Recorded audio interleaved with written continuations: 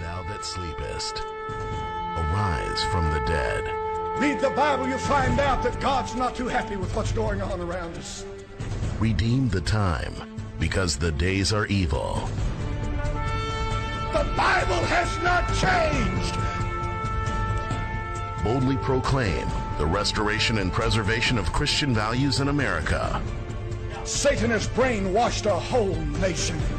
As goes the church, so goes the nation. Nobody's convicted of anything anymore. And now, here's Last Call with your host, B.J. Edwards.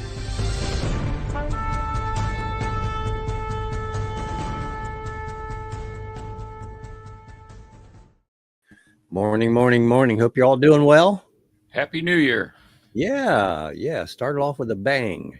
We've even got a couple new immigrants here in the United States, don't we? Hey, we'll talk about that in a minute.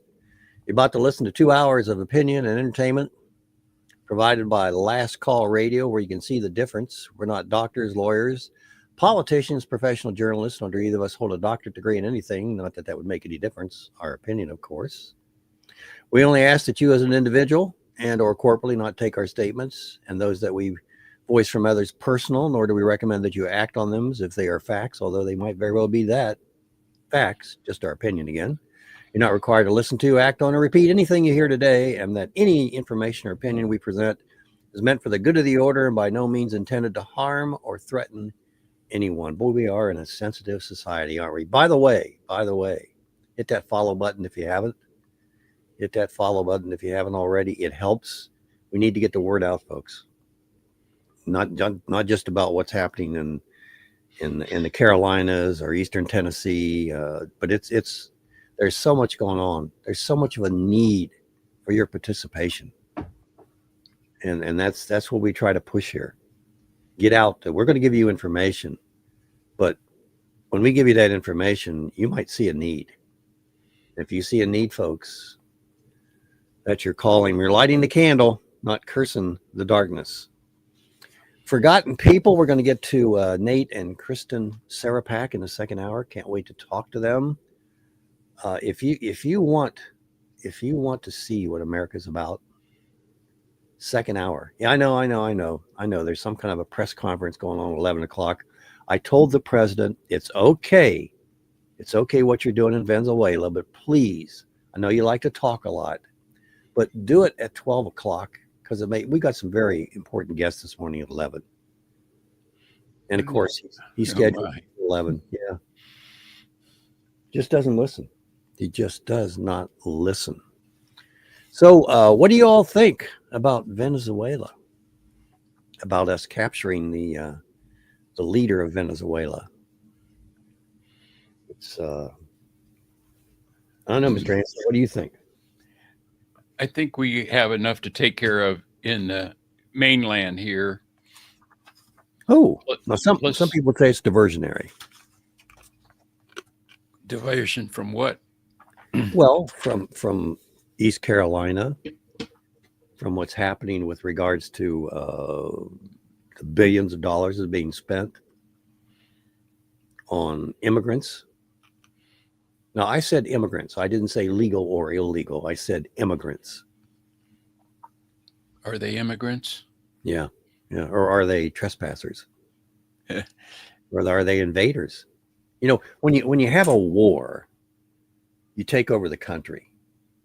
You fight and then you occupy. I don't remember the war, but we're looking at the occupation, right, of America. And it is. Go ahead. I don't know. I think all he's been talking about is oil down there. So, you know, I don't know how that plays out when he or whoever is saying that they stole our oil. Whose oil? It's in their land, not ours. We have oil here. Mm-hmm. I don't know. These word games, they don't answer my questions. But I think that dropping bombs on people and shooting boats up, I don't know. It's not the kind of thing I can endorse. It's not what we do as Americans. I hope not. I hope not. I hope we raise good families and teach them about Jesus and tell our kids that the Bible's true. And um, We need to get to that, Mr. Anderson, or get back to that. But you mean like make the church great again? yeah. I don't know whether there's. I mean, we're going to be talking in the second hour about roads being washed out and blocked, and I'm not too awful sure there's a road to get back to what you're talking about to make the church great again. I don't know. I don't know whether there is a road there. With God, all things are possible, right? Absolutely. Yep.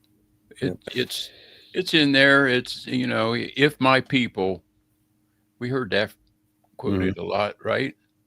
Corinthians. My people will turn from their wicked ways and call upon the Lord. And what does that look like? well, maybe corporate prayer where people are, I don't know. It doesn't look like the Rose Bowl. Yeah, true. I don't think they're doing that on New Year's Day with all the bowl games going on. And isn't it funny? All the bowl games now is like Chick-fil-A, Cotton Bowl, or I don't know. They got all these commercials printed on the field. Used to be a Rose Bowl and a Cotton Bowl and a Sugar Bowl, but now it's yesterday there was Duke mayonnaise bowl. Duke mayonnaise bowl. Yeah. Listen, Maduro, another gang leader, right? Oh my goodness. How in the world? But if let's just say that it is gang run, which it sounds like it and looks like it. They've gone from oil to drugs, oil to powder, and then we're talking about putting boots on the ground in Ukraine, playing with some power. I haven't heard that one. Yeah. Meanwhile, back at the ranch, TSA whistleblower exposes Somali cash smuggling operations at U.S. airports. Citizen Journal, this Nick fella is starting a trend. I hope it's not him, but I hope others start doing that, and I hope they remain safe in doing that. It's dangerous when you start reporting the truth. It's very dangerous. Yeah, ask Charlie Kirk. Yeah.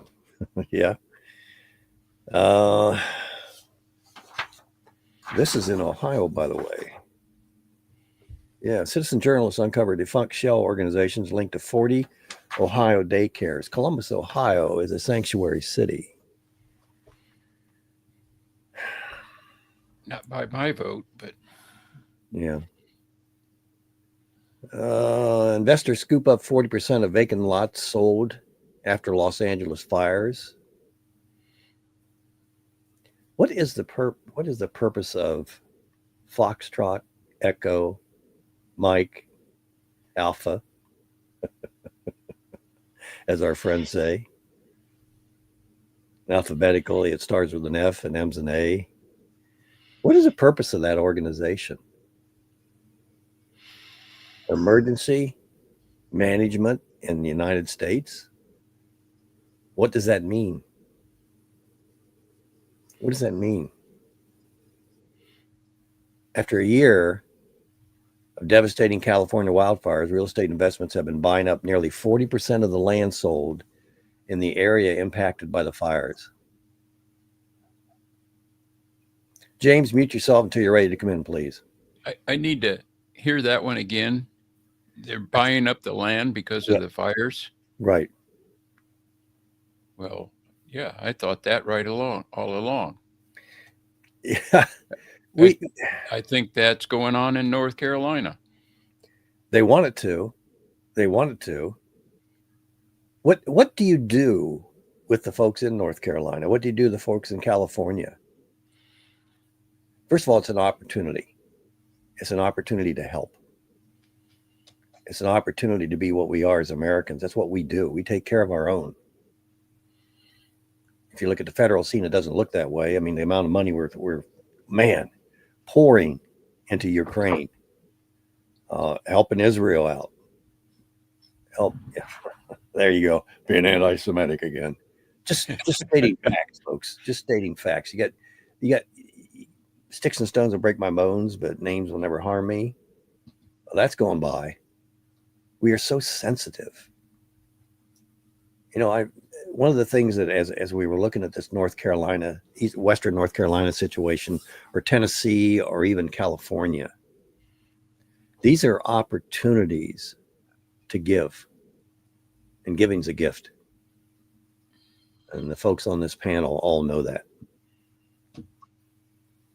And it's a good idea to have some good connections, to know to whom you're giving, that you're really helping. You're not just giving. Yep. So I think we can offer some suggestions, like with our guests that are going to be coming on soon. They can give us some places to give. We can recommend Coach Dave Live. You go to there and, you make your donation specific so that he makes sure it goes to the people you wanted it to. And we're doing a little different, not just necessary. We want to bring awareness. Norm has been heading up a team that we're going to try to make it official that the President of the United States knows that there is still issues after Hurricane Helene, and they need to be taken care of. Thing is, we're about a year and a half past that, maybe a year, and people think it's okay down there, and it's not. Yeah, it's amazing, isn't it? It's absolutely amazing that they don't know. We didn't know. No, we didn't know. We made the assumption, and somehow, some way, the spirit snuck in here and talked to somebody and made things aware of what is going on. But it's not just, okay, well, geez, I didn't know that. All right, back to my coffee, back to breakfast. What's on TV today? What game's on TV today, folks? Huh? Because that's what we do. That's that. Maslow's hierarchy of needs starts with the basics: food, water, shelter, and ends with self-actualization. Uber. Well, we have Betty, and she's here today, and she's witnessed what's going on, and she's been discouraged with the lack of interest that people have, but also encouraged, because there are a lot of people who are going down incognito, if you will. Mm-hmm. But the thing is, and we found out that there's still a lot of children living with their parents in tents. Now, if you're outside today, this morning, and you wake up, I don't find that a very comfortable situation for a family, especially. We're an older couple. Yeah. I don't even know if they found all the people that are missing. I think this will go through at least decades where we're going to find a body or two every now and then. And think about the pets. My goodness. I mean, pets are very important to people, and that we don't even talk about that at all. Losing those pets, losing livestock, losing your job. Your land. Yep. Going to take a break. When we come back for break, I'm going to finish the headlines. The next headline I found very interesting. Not really appropriate. There's been something added to it. So when we come back, B.J. Edwards along Mr. Anderson, your last call.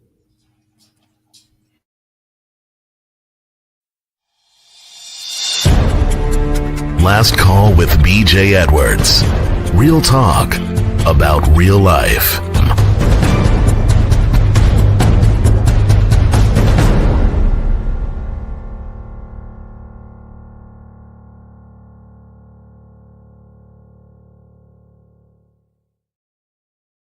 We're talking about real life. Amen. Did you wake up warm today, folks? Yeah. Okay, here's that headline. Here are 5 wars Trump started or expanded in 2025. I guess we have to change that to 6 now, don't we? If elected California governor, Eric Swalwell. Wow. What a piece of work. Eric Swalwell. Keeping it nice, are you? Yeah. Vows to weaponize government against ICE agents. Folks, we're in a civil war right now. Just fine. Wisconsin Governor Tony Evers, continues to withhold SNAP data from the Trump administration. Interesting. Now, this is one that I don't know how you explain this or how you emphasize it other than just announce it. Zoran Mondami becomes the first New York City mayor sworn in on the Quran.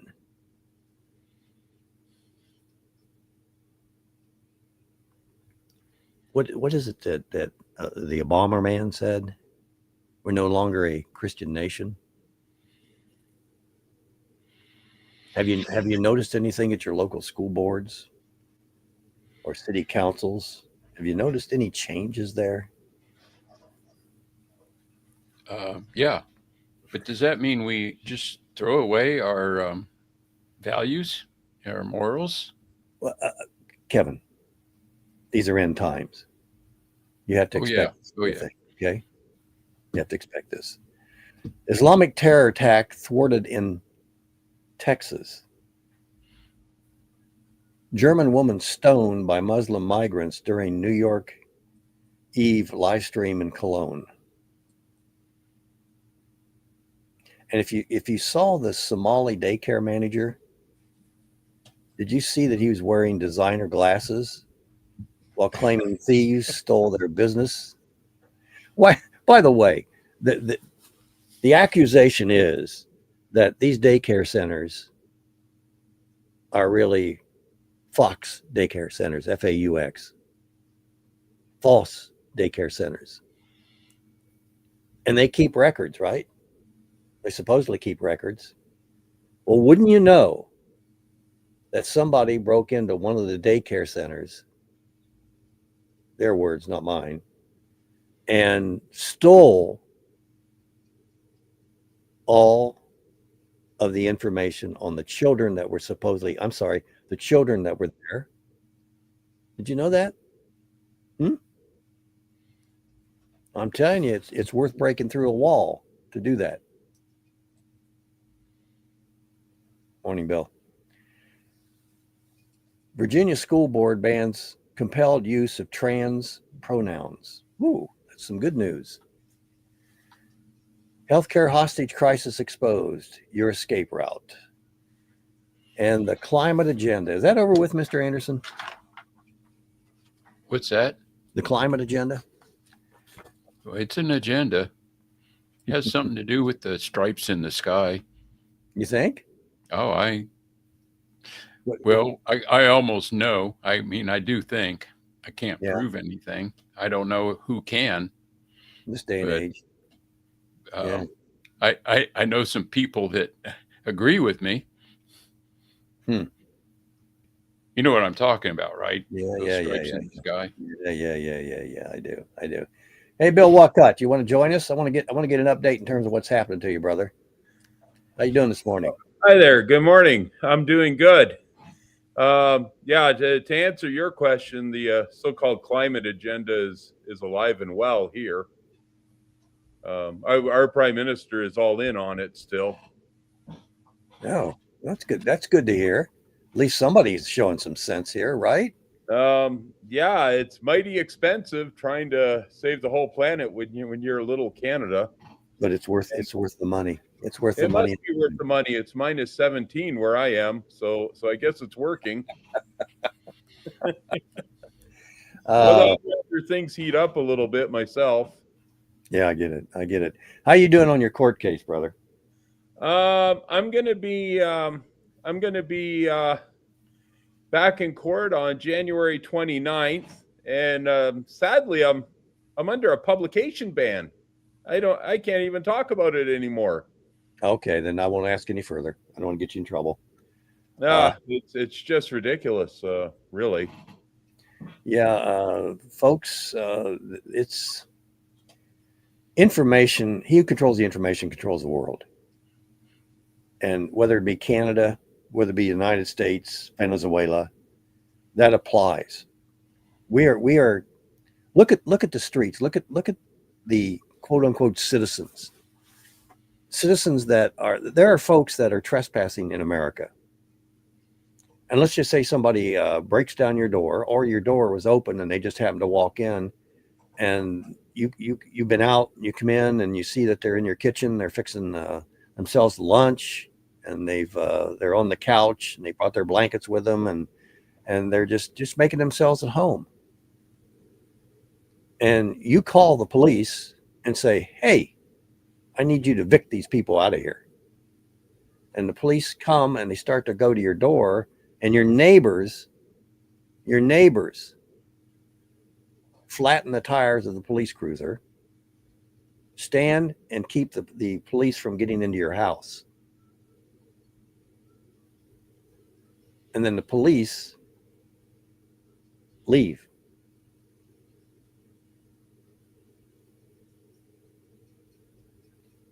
I mean, this does not make any sense. If you have law and order, this does not make any sense. So maybe we don't have law and order. What do you think, Bill? Talk about America. So did that happen in one of your large cities, I take it, what you just described? Well, in terms of, yes, it did, but not that specific example. They're keeping or trying to keep ICE away from illegal immigrants that are living here. Oh, I've been watching that. I saw that tow truck operator take a police vehicle, but I think he's in a whack of trouble too, is he not? Well, probably not. Probably not. Public opinion matters, folks. It matters greatly. And the public opinion is that these are bad people. These are federal agents that are committing to, and what you want to believe is citizens, U.S. citizens' home, and ripping them out and separating them from their children. Think about all the bad things you could say about something. That's what you're hearing. Right. Yeah, I know. The media is sick. Really, what we should do is arrest the Somalis and find the media executives and tell them that they got to go live in those houses. Yeah. That's a super docs, isn't it? That would be the ultimate docs. Yep. Give the Somalis some tents and they can set up in the backyard or move inside if they want. Yeah, that's not bad. It's not a bad idea, Bill. That's not. No, it's obvious that someone's continually committing crime. It's really interesting. I watched a YouTube video yesterday of a fella from Laos. He was in California, and he committed some very serious crimes. And culturally, this guy actually is American because he has no idea what Laos is, although he's finding out now. But he came to the United States literally as a baby, and his accent is Californian, American English. He doesn't know hardly a word of Laotian, or Hmong, I guess is his language. But he committed some serious crimes, and even though he's been in the States since childhood, or I'd say early childhood, toddler, he lost his right to remain in the United States, and he got removed under President Trump. And he's living on about $200 a month. To his credit, he got a job working construction. But boy, what an adjustment to culture. The guy hardly knows the language. He's living in a little room. He doesn't have furniture yet because at $200 a month, you can't easily buy furniture. He has some family that sent him a little bit of money for a motorbike. And he said that it was unfair what the U.S. did to him, but he knows he also did it to himself. And I thought, well, he's got it half right. He actually did it entirely fair to himself, and he was unfair to the United States. He was committing crimes. But it looks like he's finally going straight now that he's in the third world. Yeah. You know, Pain's a motivator. Yeah, pain's a motivator. He doesn't want to go to a Laos prison, so now he has to work construction for about the equivalent of $200 a month US. Pretty tough, but he's picked up his boots and he's trying to do the best he can with you know what he has. But to go from California to that is quite the ground shift. But I guess it is teaching him humility a little bit as well, eh? Yes. Yeah. Like I said, pain's a good teacher. It's, you know, I've had to experience pain for bad choices myself. Thankfully, nothing quite as permanent as what that guy has.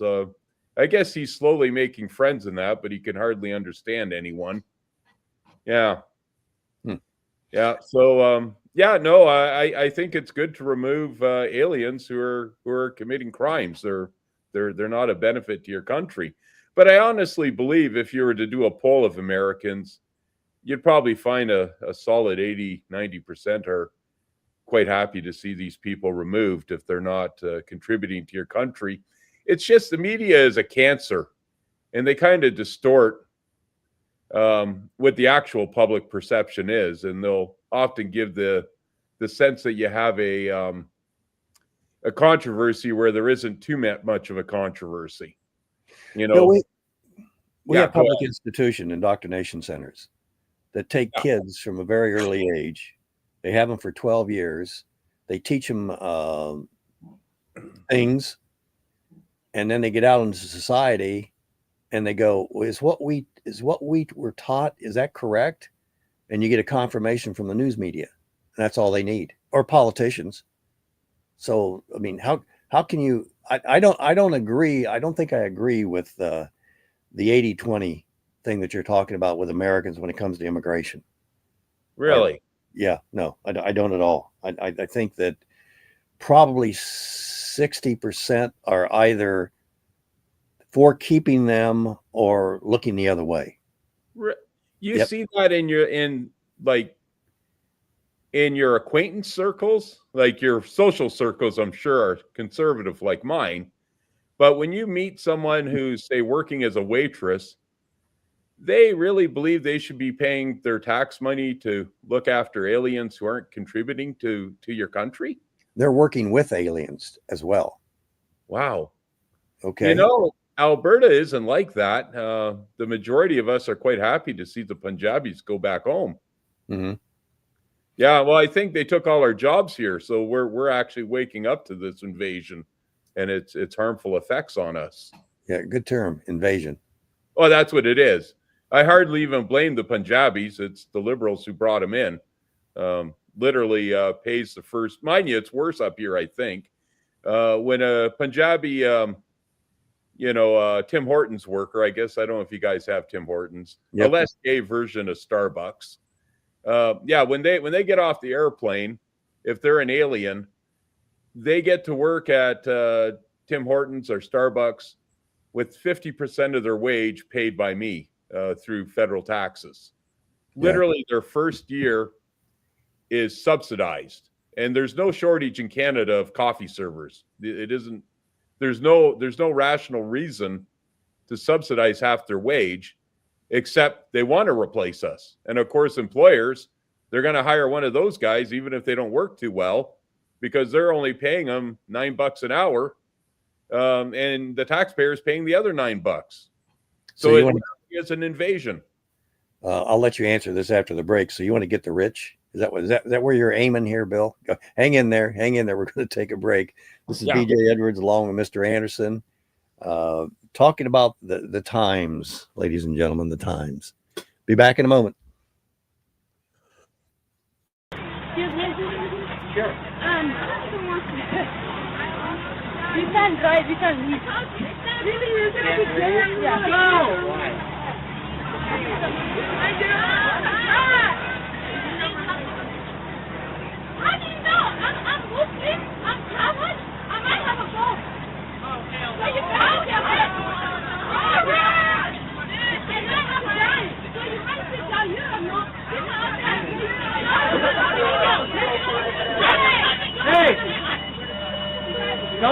better get here real quick.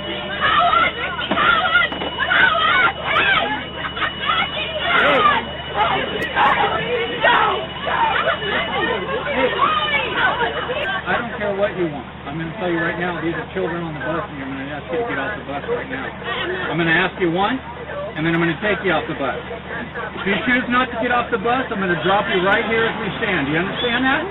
Okay, then what I would do is back up off this bus right now. Turn around and face away from me. All right, start backing up. Start backing up. I'm only going to tell you once. I don't care whether you're prepared to die or not. I'm not prepared to kill you. How's that? I'll be there in about 3 minutes. Well, you are prepared. People nuts and they're bothering you. But not people do that. Last Call with BJ Edwards. Real talk about real life.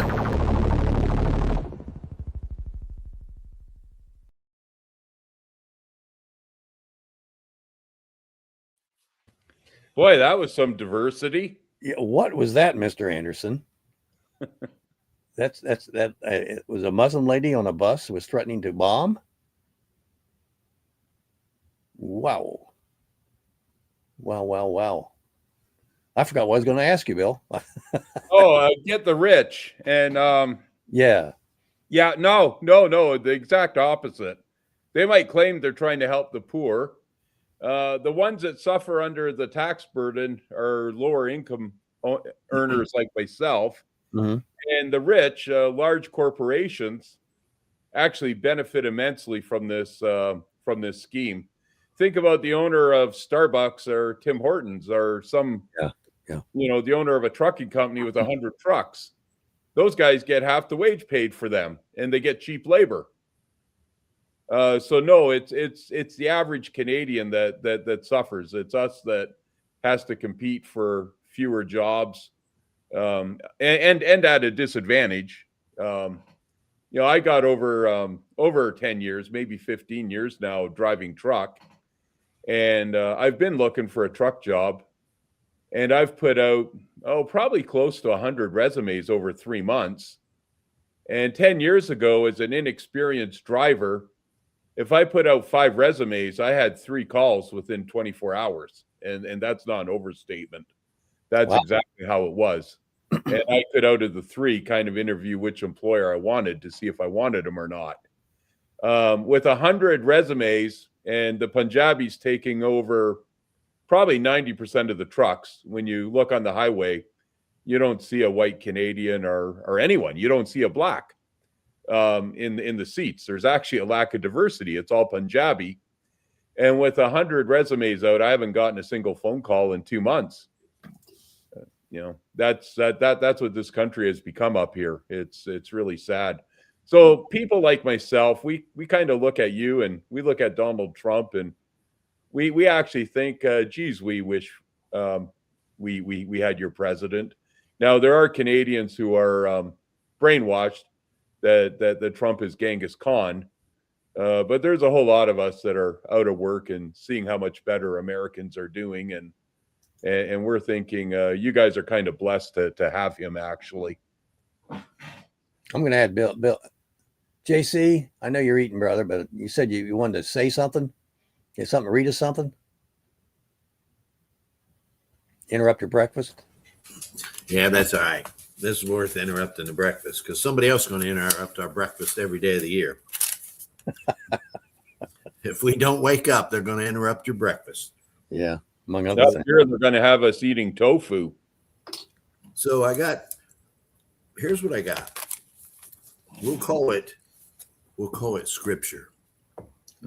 I don't believe it's scripture, but the Muslims believe that's scripture. Oh, the Quran. Yeah. Oh. So what book you got there? This is from Osama Dakdock. It's called the Quran, an accurate modern English translation to the Quran, Islam's holiest book. Osama Dakdock goes around explaining what this thing says. And when I read one of what they call scriptures out of here, he first puts a statement right above the scripture. So this whole book is full of thousands of their scriptures, broke down just like our Bible in paragraphs. But every paragraph, Solomon puts a meaning above it, and then you read the scripture. Here's just one of them. I found 3 of them last night. If you want me to share a couple more later, we'll do that. But this one, it's on the 46th page.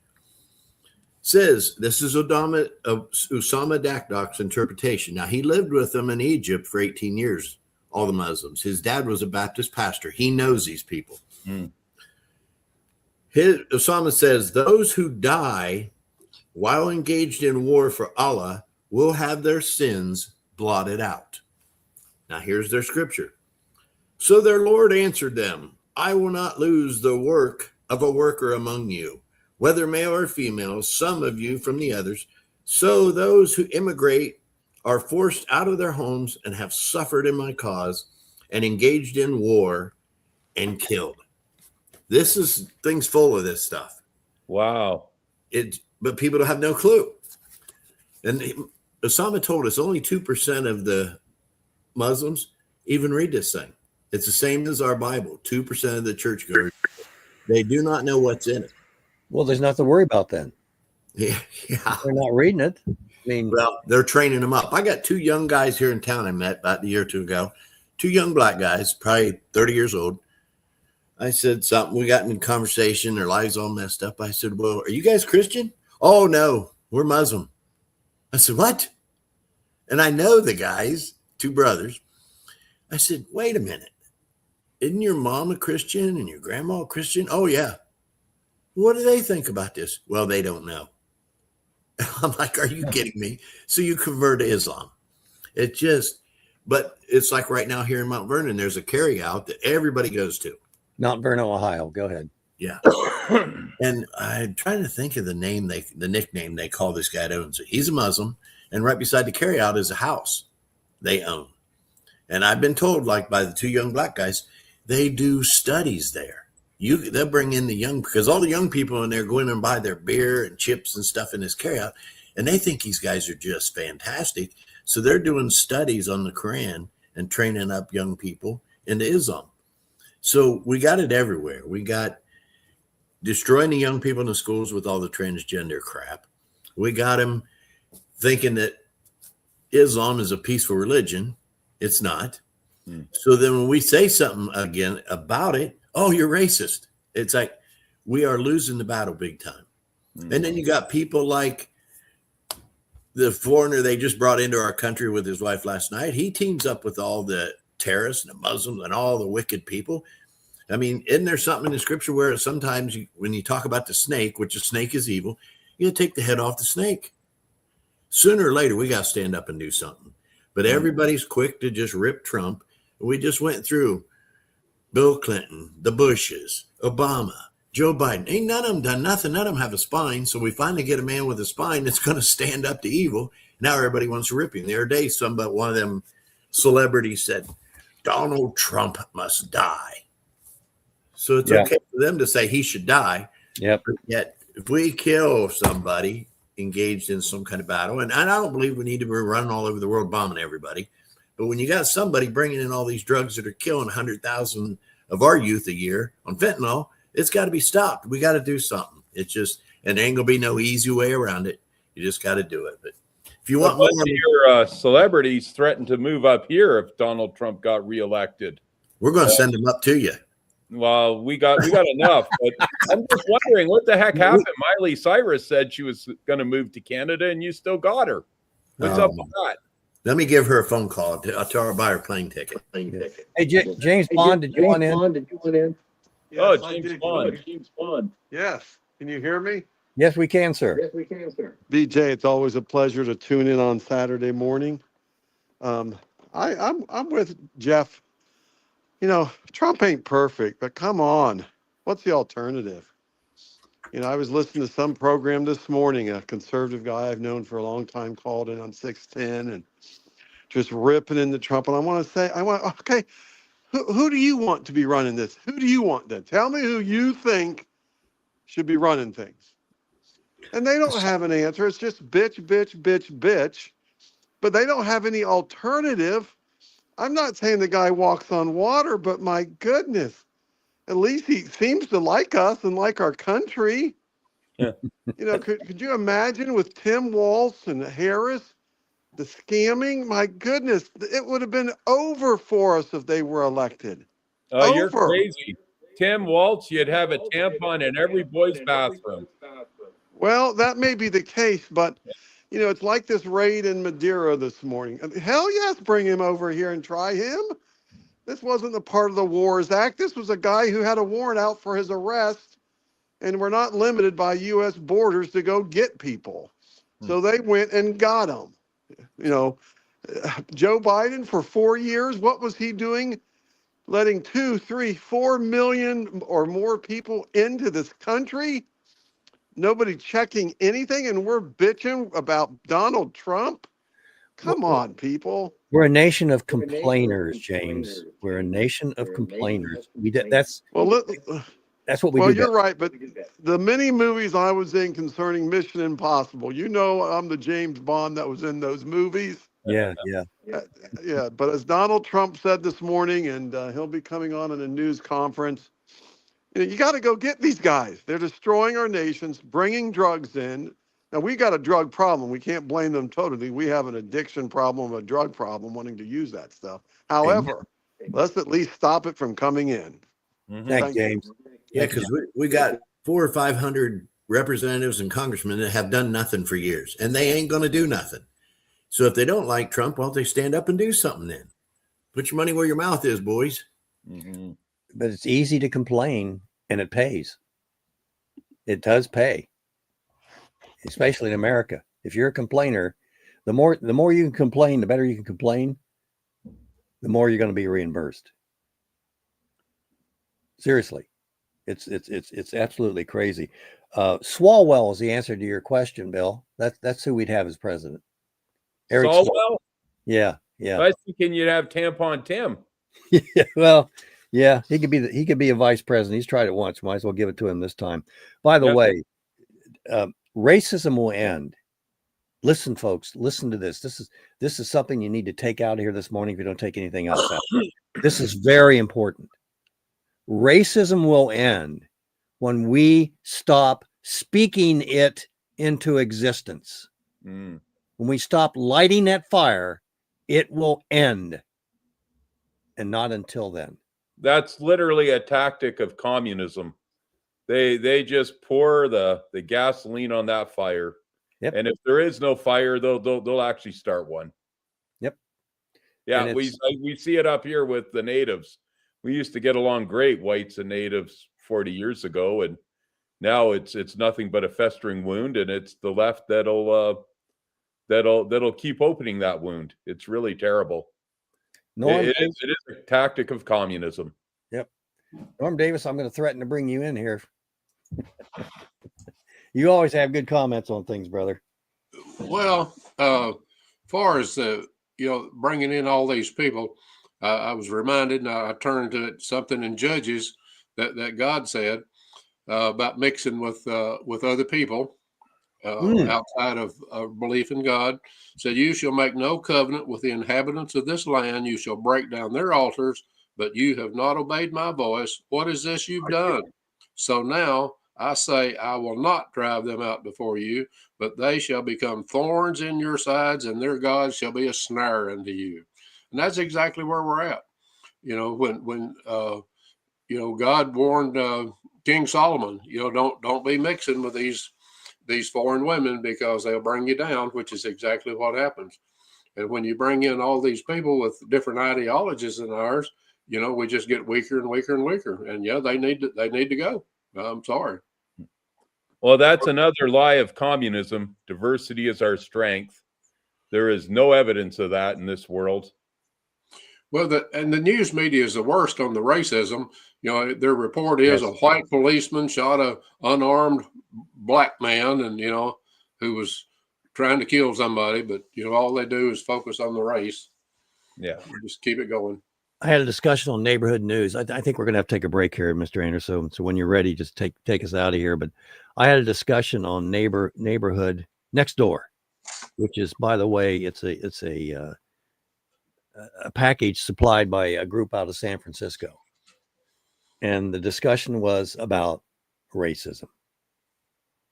And just who are the most discriminated people in the world? Who are the most discriminated people in America?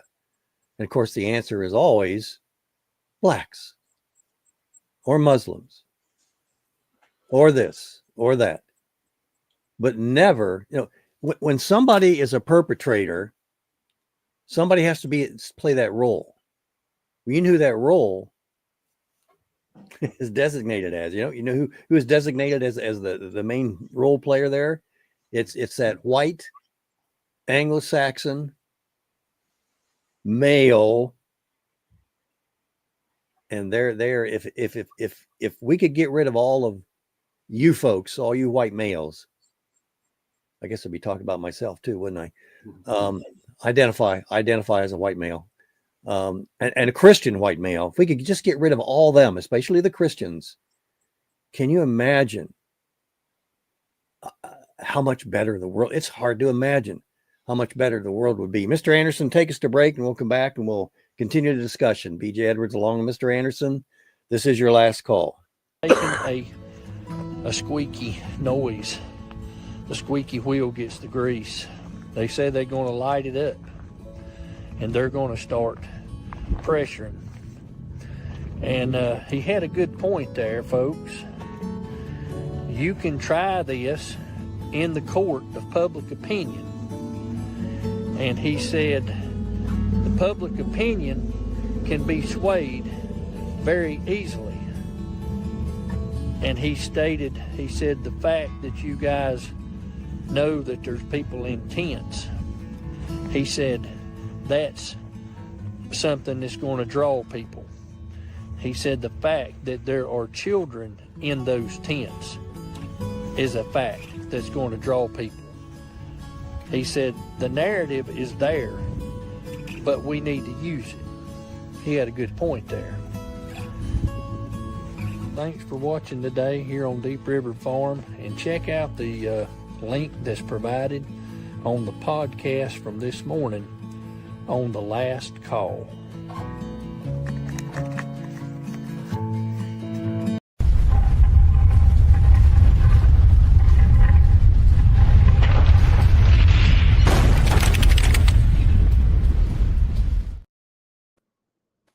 That's our good friend Wayne from Deep River Farm, and he was talking about Norm Davis and Norm's suggestion. And Norm, we're going to kind of lead into the second hour. Last week we talked about it, and the week before we talked about it. But there needs to be something needs to get the public's ear about what is really going on. Right now, we're emphasizing Western North Carolina. And that needs to be attended to. It's been almost a year and a half, folks. And those people down there are still suffering. And we need to get, listen, we need money. Yes. Your bodies down there helping out. Absolutely. Sending goods down there. Yes. But what would happen if we pumped half the money we've pumped into Ukraine and the military that we have around the world, if we had those people available in Western North Carolina, for that matter, California, what would happen? What do you think, Norm? Well, yeah, we've, I Googled yesterday, we've sent $35 billion overseas for foreign aid this past year. And, we need 2 or 3 billion for the Carolinas. And again, I think we can do it. I think we can get President Trump's attention with all the information that's out there. And I'm excited about some of the people that's getting on board with us to try to get that message to President Trump. And I'm excited about it. First of all, we're talking about it, folks. It's been a dead issue. Like I said, when I talk to relatives, and I didn't know it. I didn't know it. We talked about it, when it happened, but frankly, I hadn't thought about that in months, probably. Just assume it's taken care of. right? You just assume it's Yeah. taken care of. I mean, the government, yeah, they just jump in and take care of everything, you know. So Redneck Housing Relief. We're going to talk to a couple from there that formed this organization, that have been working in the Carolinas, Northwest Carolina, for the past 15 months. But it is just absolutely amazing. I was ashamed. I was embarrassed when I realized how ignorant I was about just what's happening in Western North Carolina, because there's so much focus on Ukraine or immigration or this or that. When I went through the headlines this morning, there's so many diversionary things. But when you, it's been such a blessing to talk to the people in Northwest Carolina that have been helping since the hurricane hit down there. And the efforts that they're doing and the people that they're helping. And I've got some memos from folks that have been helped by folks like this. But this isn't just, and we could talk to Betty and talk to somebody that's been down there. This is an opportunity, folks. This is an opportunity for you to, number one, get a blessing by helping these people out. But number two, it's going to do something to you in terms of bringing you back to reality. I talked about pain earlier this morning. When you see what's happening to these individuals down there, and they're not worried about, nor do they have time to worry about Democrat versus Republican or anything that's going on in today's the peripheral issues. They don't have time to worry about. They're trying to take care of their basic needs, like keeping warm, or how about eating or fresh water. You don't think about that. You don't, right? We don't think about that, but it kind of brings you back into reality. And this is an incredible opportunity. Yes, we'd like for you to give money to the folks that are helping out down there. But, and like the folks that we're going to bring on, they definitely need monetary help. They've dipped into their own savings to help the folks in the Carolinas. It's just absolutely amazing what is going on down there. And I can't wait to talk to them this morning. And Jeff, if you have not already, please make sure that they're going to be able to make it on with us. Any thoughts, Norm? Any further thoughts? Well, I'm just excited to hear from our guests today, because I know they've been there working, and I think they sold everything they had in Arizona and moved up here, and they've spent hundreds of thousands of dollars of their own money helping people. So we need to hear what they've got to say, and I've got a few questions for them too. So I'm excited. Good, neat.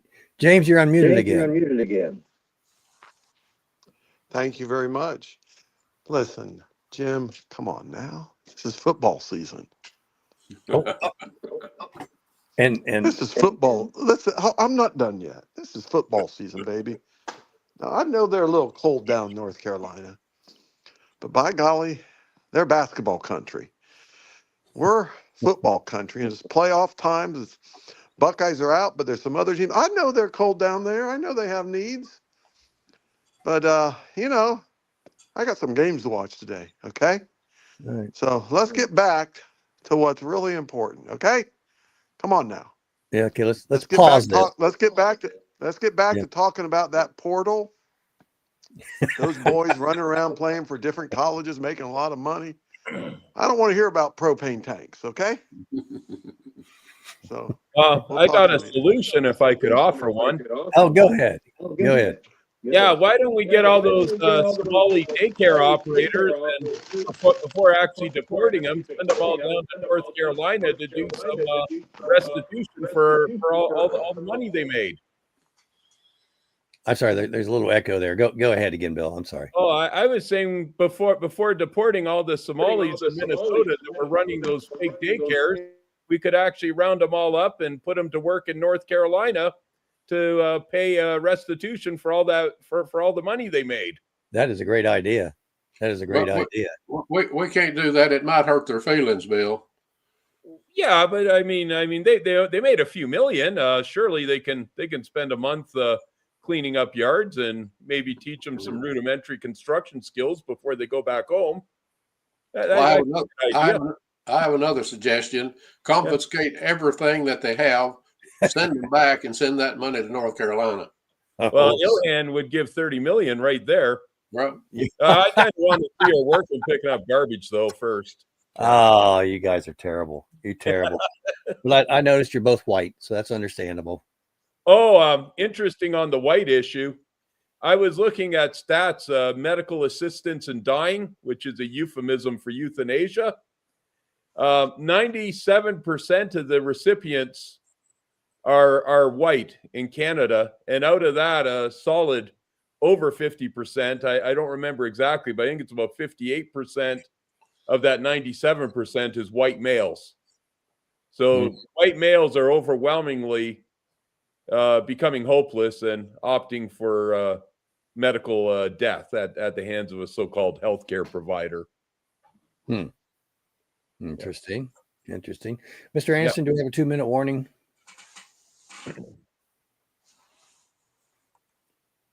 Now, I can't hear you. Go ahead. Oh, I don't know why.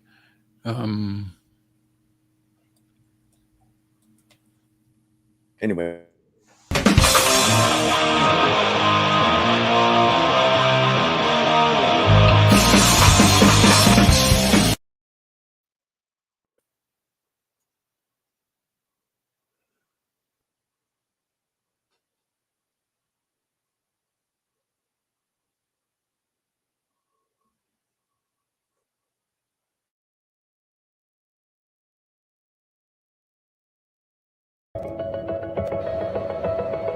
We're here today to show the president just a little bit of the damage and the problems that the people of Western North Carolina are facing. I promised that I'd come back to Western North Carolina to help the people of the state, and today here I am. We've come to North Carolina with a simple message for all the people of this region who are hit so hard by Hurricane Helene, and that message is very simple. You are not forgotten any longer. Our house was totally destroyed. From the air, Swannanoa shines like a jewel in the mountains. But up close, the scars of Helene linger. Piles of debris marking the path of the storm. And so we know this was a big open wound, and so we said, let's get the community together and do something about it. Recovery here has been slower than in places like Asheville. Do you feel forgotten here? Yes, absolutely. Why do you think that recovery has lagged here? I think that a lot of resources have gone to where tourism is more popular, and Swannanoa is not that place. Jody and Steve Dunning are restaurateurs who lately feel more like commercial painters, making repairs themselves to the Okie Dokie Smokehouse, left by the storm's floodwaters in ruins. What about the state, the federal response? Has it been adequate? Probably on a larger level that we're not aware of, but that's not something that we've seen. That's not something that our neighbors see. A year later, critical needs are unmet in Swannanoa. The grocery store has yet to reopen. One of the other inconveniences, the post office here in Swannanoa never reopened. If you need to mail a package, it is now a 26-mile round trip to Asheville, if you have a car. What are the challenges that remain 1 year after?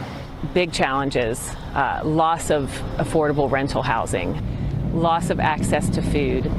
We need access to transportation, medical services. There's debris everywhere. And that's why the people of Swannanoa have turned to each other, from clearing rubble to providing free, fresh produce and eggs from a weekly mobile farmers market. Sure. Jeanette Sanchez, who is still out of her home, says the hope is homegrown. I think there's more community involvement. I think we talk to our neighbors, but now we know our neighbors. Despite the obstacles, every piece of debris that's removed paves a path to a new milestone. For the Dunnings, that will come next month when they reopen their doors. Looks good. What is it going to be like when the two of you are back behind that counter, serving up barbecue, line out the door? Yeah, it'll feel really good. Yeah. A mountain town leaning on its greatest resource, each other. Janet Chemley, CBS News. Swananoa. Keeping you informed. This is Last Call with BJ Edwards.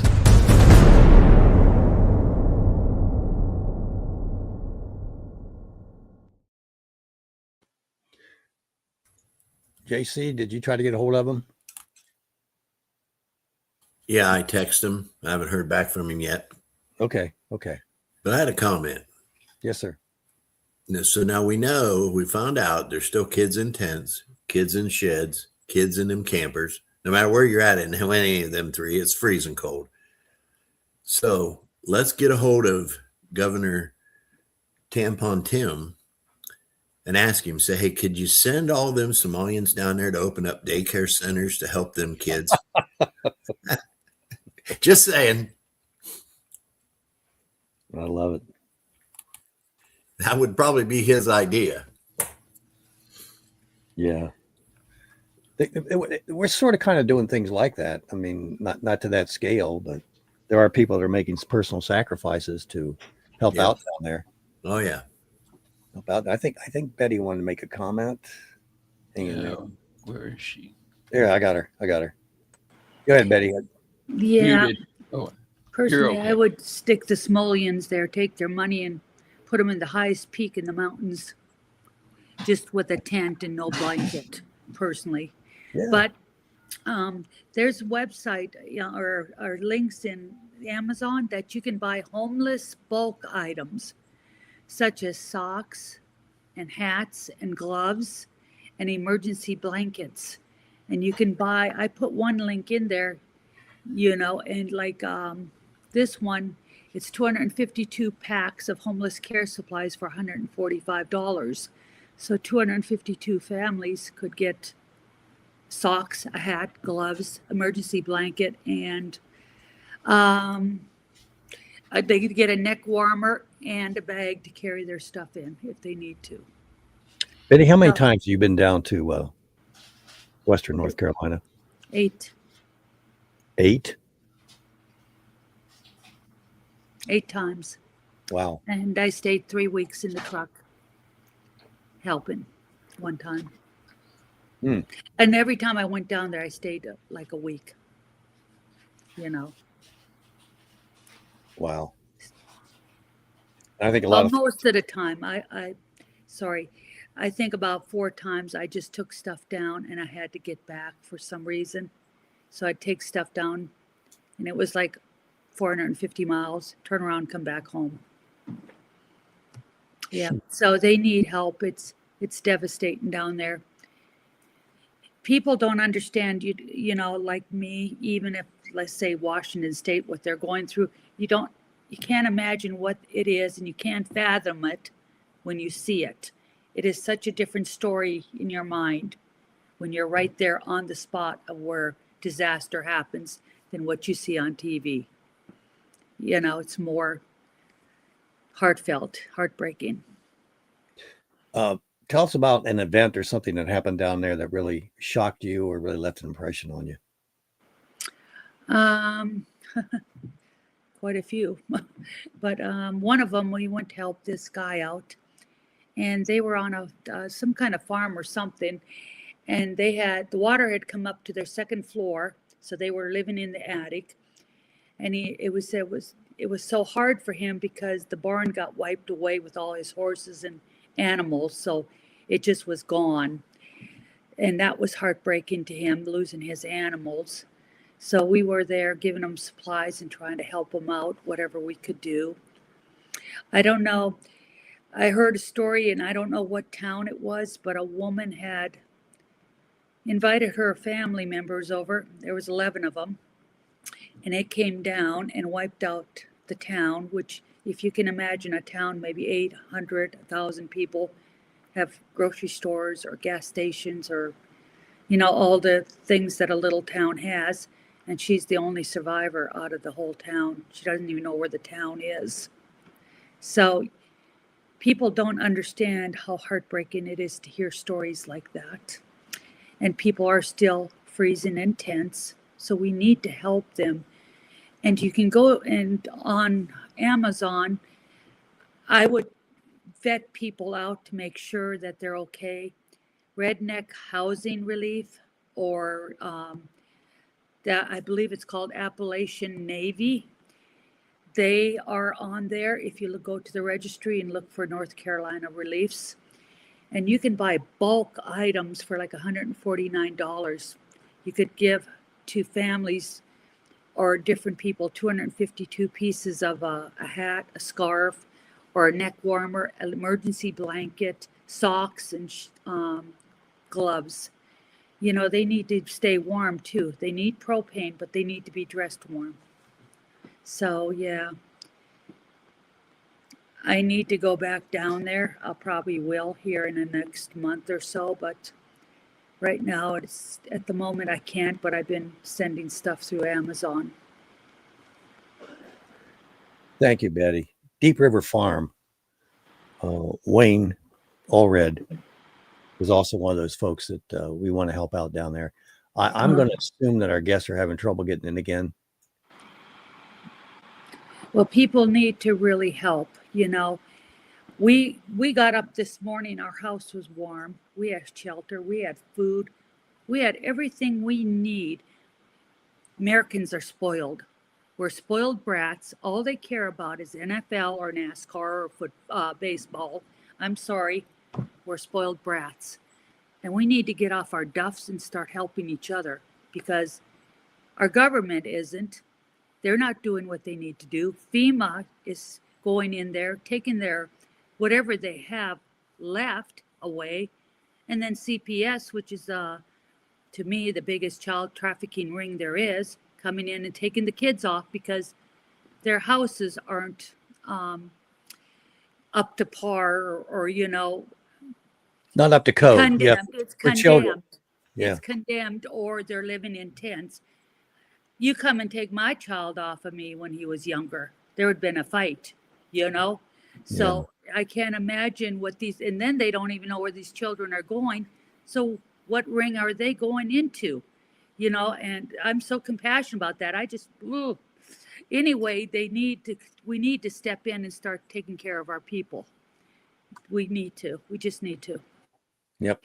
That's what Jesus says. We are to take care of our widows, our orphans, you know, our children. We are to, and the animals. You know, I send cat food down.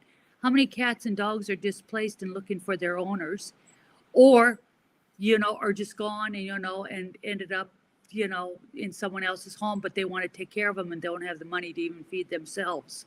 We need to take care of the animals too. That includes the horses, the cows, the pigs, whatever. And the white folks. Yeah, it's the white folks' fault. Yeah. Shame on them. You know. By the way, folks, let me tell you something. We're expecting, because of the 34-year-old Muslim mayor, we're expecting, because he's communist, we're expecting New York to squeal and everybody to say, okay, this is the end of socialism. This is the end of communism. He's going to be a failure there. Let me tell you what's going to happen. Even maybe especially if he fails, if Mondami fails, or he's failing, or New York is having problems, you know what's going to happen here, don't you? Don't you know? They're going to blame it. Yeah. They're going to talk about racism. They're going to talk about conservatives. They're going to talk about Christians. They're the ones that aren't making this work. They're the ones that are causing the problem. Can every time the president of the United States does something, what happens? Here's why this isn't going to be good. This is why this isn't working. This is why this isn't going to work. And the economy's falling apart and yada, yada, yada. Okay. Anything that goes wrong is going to be blamed on the people that are trying to stop it from happening. So the worse New York gets, think about this, the worse New York gets, the less likely is that something's going to change there. Can I say Go ahead. something, Yeah, go ahead, Mr. please. BJ? Yes, yes, ma'am. I have a friend there, and you might know her. She's called Black Cow, and she's a Okay. black lady, but she's a sweetheart. She lives on Fifth Avenue in New York. She hasn't left her home in like over 3 or 4 months because of the Islam that's there. She says she's terrified for her life. She has everything brought in, and she said she'll probably never leave her place again. So it's sad that our American people have to live that way because of Islam. And the way I understand, I was listening to, can't tell you right now who it was, but Michigan, Minnesota, Virginia, and New York are basically controlled by Islam. And one of the things they do when they start getting control is have the call 5 times a day. That's like saying, hey, we're in control of this now. So just thought I'd like, and Texas, they're working on Texas now. The religion of peace. Okay. I assume that once again they're having technical problems. JC, have you been able to contact them? I text them and I just put a phone call into them. No answer. Okay. I got one more scripture I can read here from their holiest book. Oh, from Islam? Yeah, from the Quran. This is what Osama says in the subtitle. Islam is the religion behind terror. It says also see verse 33:26.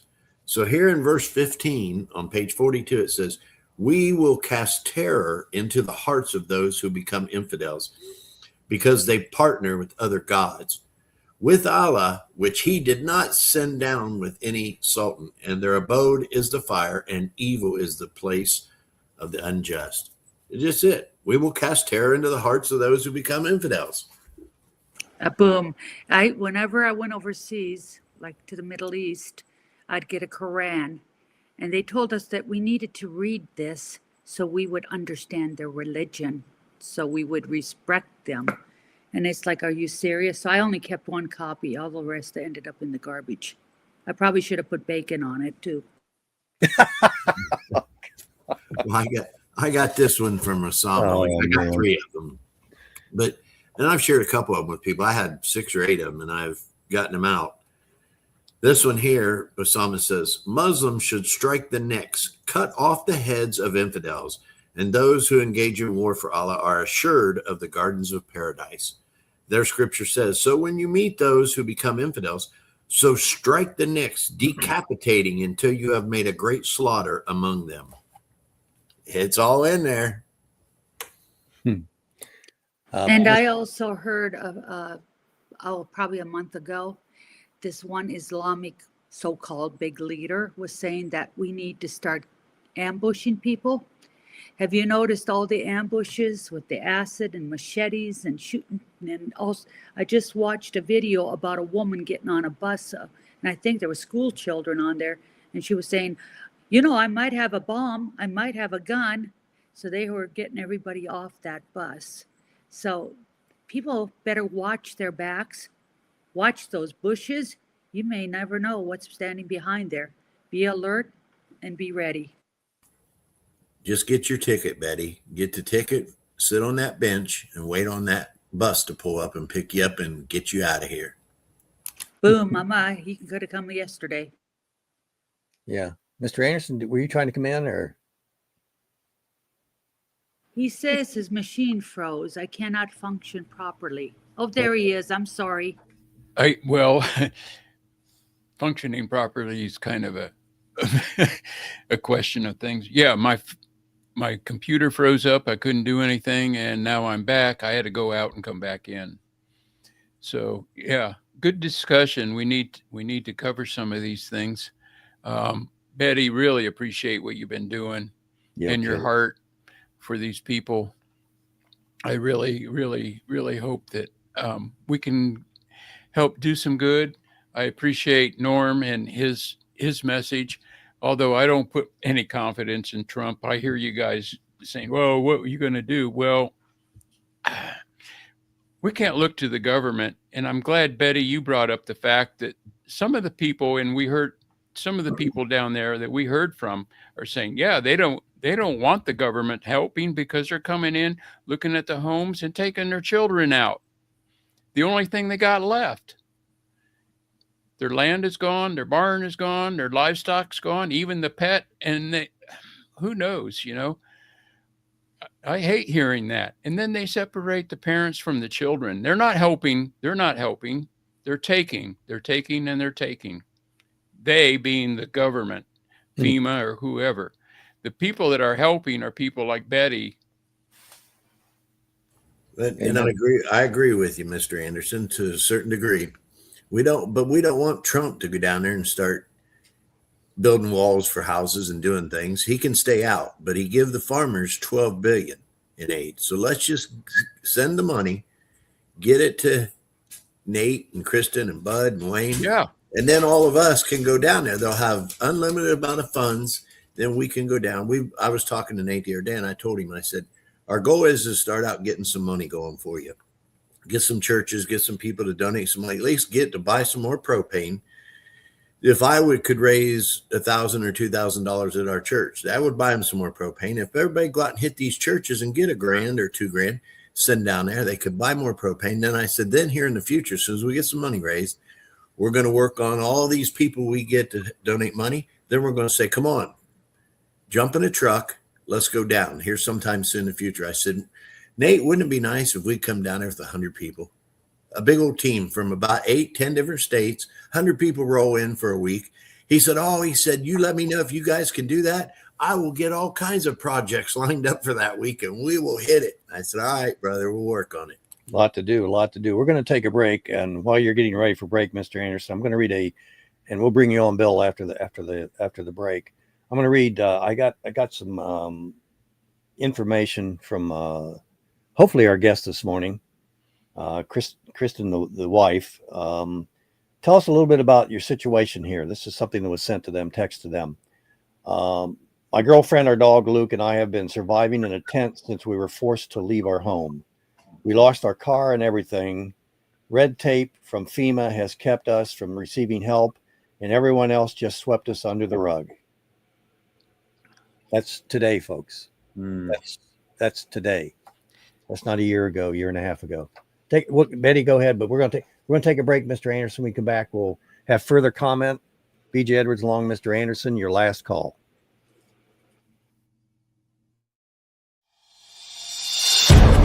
Faith, discussion, and so much more. Last call with BJ Edwards.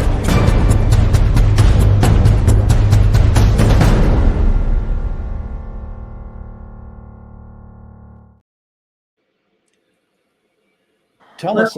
Go ahead. I'm going to just say one thing to these people that are listening in actually the United States.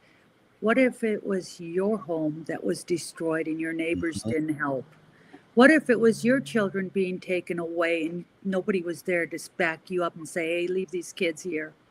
What if you didn't have food for a week? What would you do? Just sit there? Wouldn't you want someone to help you out too? So maybe you should put on those shoes and see what those people are walking through. And it is an opportunity, folks. Here's another communication.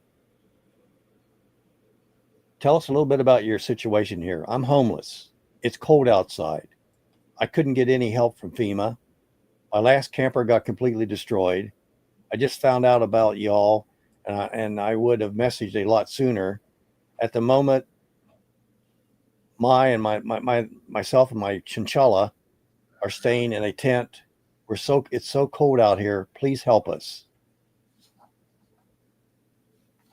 Amazing. I have go ahead, Bill. A little bit of a positive spin on this. There might be a little bit of blessing that the government is absent. In that one interview you played, people were taking the initiative, and I know with our native reserves up here, they're badly conditioned to wait for the government to look after them. And if they have a problem like their water treatment plant fails, rather than take the initiative, they will wait for months and months, and they'll complain that the government isn't there. And I think sometimes people on the ground will often provide themselves with a better solution than what the government could ever hope to come up with. And I'm just wondering if they need to give some of the money back, quit taking the taxes, and then those resources can go to the people that actually know how to address their problem. Bill, I hear you, and I agree with you in large part. There are governments there, local, state, county, that have requirements. Mm-hmm. And they have some of the people who are still paying taxes down there don't even have a home. And if you build a bridge, before you do that, it costs you $2,500 to get approval to build that bridge. Well, therein lies some of the problem. Yes. Yeah. Regulations. Yep. Well, If that we- impoverishes you, so you can't look after yourself. I don't understand why they don't send the military in, because they got careers that can build bridges, build homes, build this, build that, and we're paying for them. So it's already a wage that's being paid to them. You know, it wouldn't be extra taxpayer money, extra blah, blah, blah. Why aren't they sending the military? And I don't understand when we got the resources. I'm frustrated. I'm sorry. Yeah, no. And we should rightfully be. so. We should be. And I was thinking, okay, if we get the all okay from the government, what would that look like? I mean, how's it going to affect like the couple we're going to have on today? How would it affect them? They've been down there a year and a half. They've basically sold everything they had, moved in, and they're spending their own money. And I understand into the hundred of thousands at least. So could the government, like, okay, we're going to make you a independent contractor and we're going to pay you X number of dollars a month or X number of dollars a year and do your thing, and we'll help supply you with goods. And if you need people, I think we can supply some National Guard folks or reserve folks. What do you think about that? It's a possibility, but one of the things I'm hearing too, and I heard this from Wayne, he was talking about how the government money has come down there, has done well with rebuilding the main highways. So you're driving through North Carolina and you think, oh yeah, everything looks fine. You look left, you look right, you don't see a problem. And the areas that attract tourists, those are being taken care of. They're being fixed up. So we're building a facade that looks like everything's fine. But you know, if you've been down in that area ever and gone back on some of those back roads, and you know the hidden valleys and the hidden homes and the places, you don't see those things, and they're not being touched. They're not reaching. And there's times when the rivers go up and down. You know, you're in those mountains, and there's times that you can travel to get the propane you need, and there are times that you can't cross that river to get to the other side, and it could be one of the coldest days of the season, and you're stuck without propane in a tent on the wrong side of the river, and this is still going on. Hey, Go ahead. Here's the thing about, I was talking to Nate the other day, talked to him for about an hour. You know, Nate, some people might think, well, them people were okay. They had a lot of money. They're helping. Well, they've helped hundreds and hundreds and hundreds of people with propane and stuff. And just the stories are amazing. He was telling me some stories. All I could do was just listen and shake my head. But he told me the other day, his background is in construction. And now that they are out of funds, he said, I hate to tell you this, JC, he said, but I think I'm going to have to go get a job. I said, what? He said, yeah. He said, I'm probably going to have to go get a job and make a paycheck just so me and Kristin can survive now. I mean, just out of money. It's like crazy. So we can't let that happen. That's what I told him. I said, we can't let that happen, Nate. You got to keep you guys going. He's doing a lot of great stuff. But not to change the subject, but, you know, I was just talking about reading scripture out of the Quran. And I've handed out a few of these Qurans that Osama put in English. Well, I just got a contact from somebody. We're going to be getting another Quran out. Norm texted me.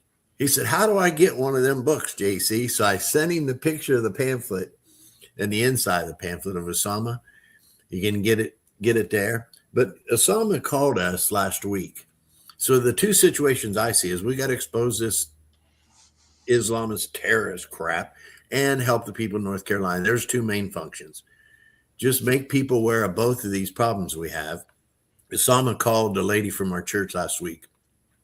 She come to me after church. She says, "I got a guy just contacted me. He spoke here at our church years ago." I'm like, "What?" And I didn't know that Osama had ever been down there. Little Bladensburg, Ohio. She said, "Yeah, his name starts with a U." I looked at her and I said, "The only one I know that his name starts with a U." I said, "His name is Osama?" "That's it," she said. "He said he lost your phone number and he can't get a hold of you." I said, "I will call him." So I think I'm going to get him. Now that it's breaking loose in Ohio, I'm going to invite him in here to Ohio. We'll get him set up to speak and draw a bunch of people in to listen to him. It'll be good. Stay away from Columbus.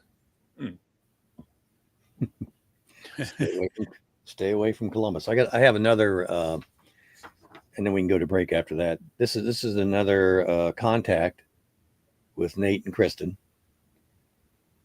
I don't know what they probably got a bad cell again. Tell us a little bit about your situation here. Lucky to get out alive. Lost the mobile home I was renting in Swananoda for 10 plus years. Total loss and all belongings. Was displaced. Lived with a brother until another rental was found. Now this gentleman is disabled. He's having open heart surgery on January 6th. No longer has a job, losing health insurance. His brother owns a house, currently battling FEMA and Allstate to fix damages. His sister-in-law is a nurse who can care for him when he comes home from the hospital. No room in the house because it is currently being gutted and repaired. A tiny home would be a blessing. There is power on the property where a tiny home can go. There was a small house up there decades ago, so the septic is still there. The well can be shared. We would greatly appreciate being considered for your program. Please call me anytime and speak with, I'm not going to mention the name. But this, wow, doesn't that touch you? And this is not a single example. There are worse situations that are happening down there. Just want to bring awareness out there, folks. That's the key. Make people aware. I'm going to be talking with relatives this weekend and see if I can't get some kind of a collection to send to folks. But I like what Norm proposed last week. I think that is very important to do that as well. Again, that's part of bringing this up to expose what is happening. If the president of the United States decides to say, well, wait a minute, we should have done more, and we're gonna help take care of that. But again, I'm really concerned about the diversity of help that we have right now. And like somebody mentioned earlier in the program, diversity is not a strength. We need to assimilate, like we should do in this nation. We need to assimilate all of our resources and then have a central figure or two say this is what needs to happen. And I think you're going to have somebody that is on the ground in that area to head this up. I don't think anybody that has been assigned by the federal government that's not familiar with it is going to be able to really make the contacts, do the networking that needs to be done to get this taken care of. And whoa, I see Wayne is in. Let's take it. Wayne, hang on a second. We're going to take a quick break and then we'll get to you, brother. Hang in there. BJ Edwards along with Mr. Anderson. This is your last call. Take us to break, Mr. Anderson. Keeping you informed. This is Last Call with BJ Edwards.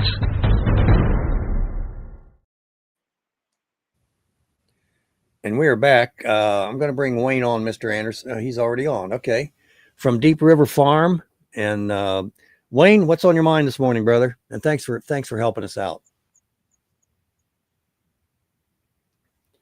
You're mute. Do we have him muted, Mr. Anderson? Wayne, I think you're muted on your end. We're having all kinds of fun technically here this morning, folks.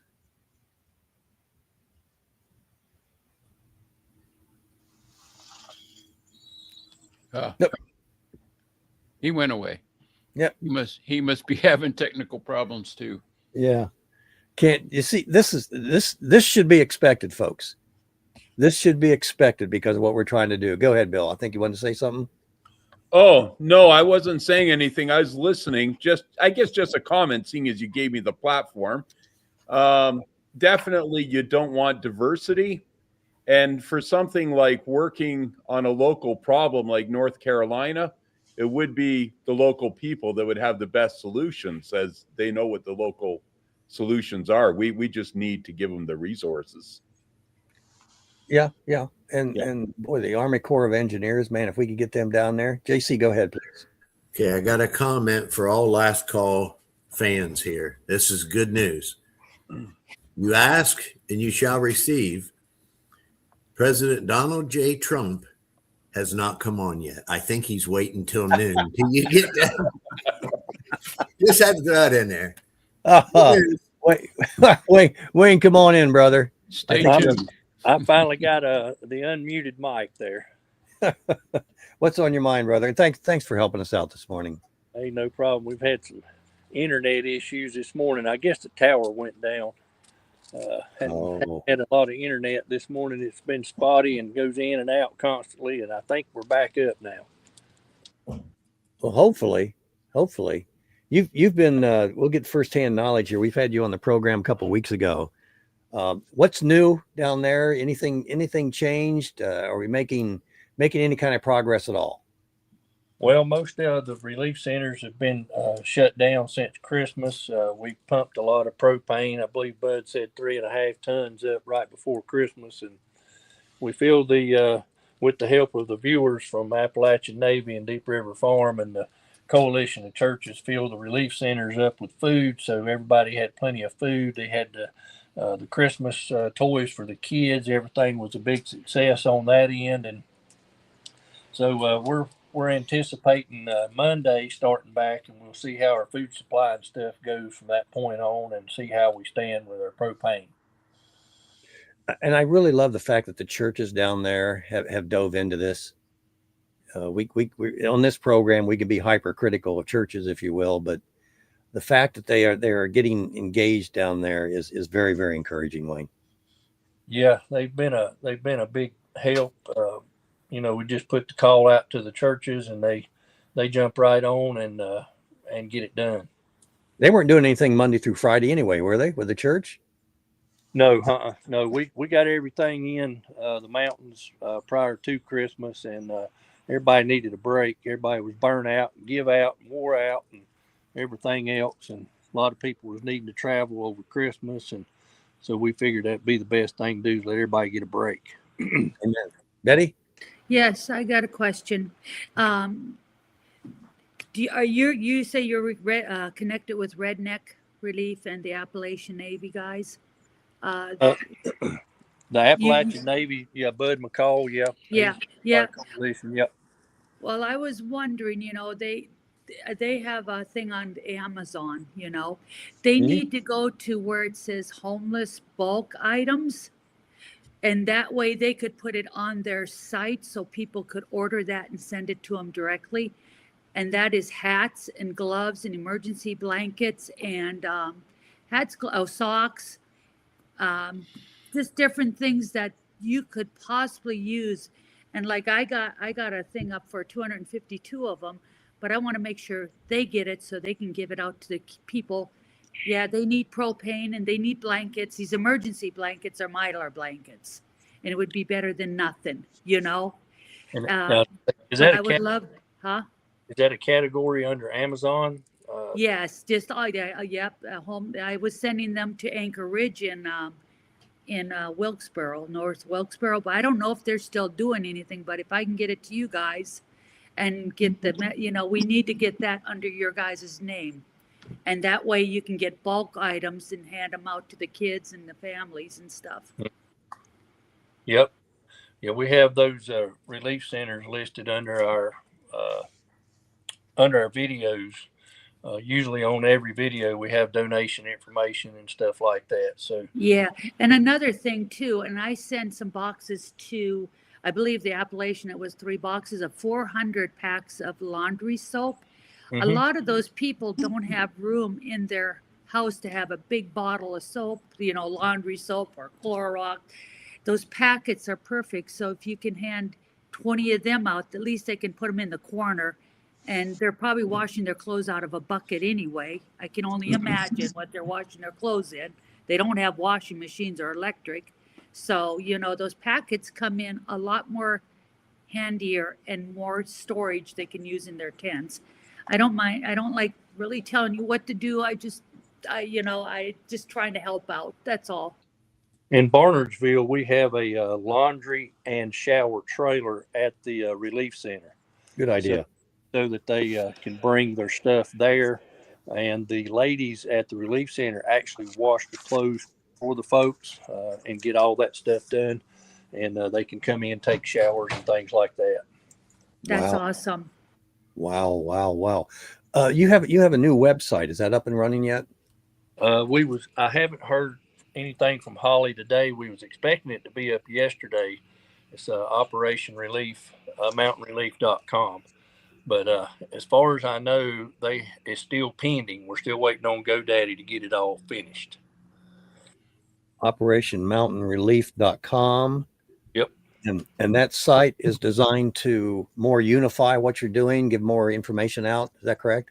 Yep. It's a one-stop place where people can go in, see the coalition of churches, information about the different anchor churches and what their parts they're playing in it. And also ways they can donate through the relief centers, through the propane company, through the Helping Hands, or whatever they choose to do. But I'm sorry, Wayne, what do you see right now as the biggest obstacle from getting from point A, I'll say to point B, but we really want to get to point Z, but from just getting from point A to point B, what is the biggest obstacle down there? Red tape with the counties on building permits, inspections, fees for bridges, the newly designed elevation and mitigation that FEMA's drummed up for a 1,000-year flood is really throwing these folks for a loop. And then to top it all off with requiring all these permits and building permits, it's just added cost to the people that don't have any money left. Anyone else have any questions or suggestions at this point? Yes, I do. Go ahead. Okay. Well, I believe that we need a very detailed plan on what we want. And to do that, we need the names of people like Wayne and Bud and Nate and everybody that's been on the ground working, all the churches that's been involved.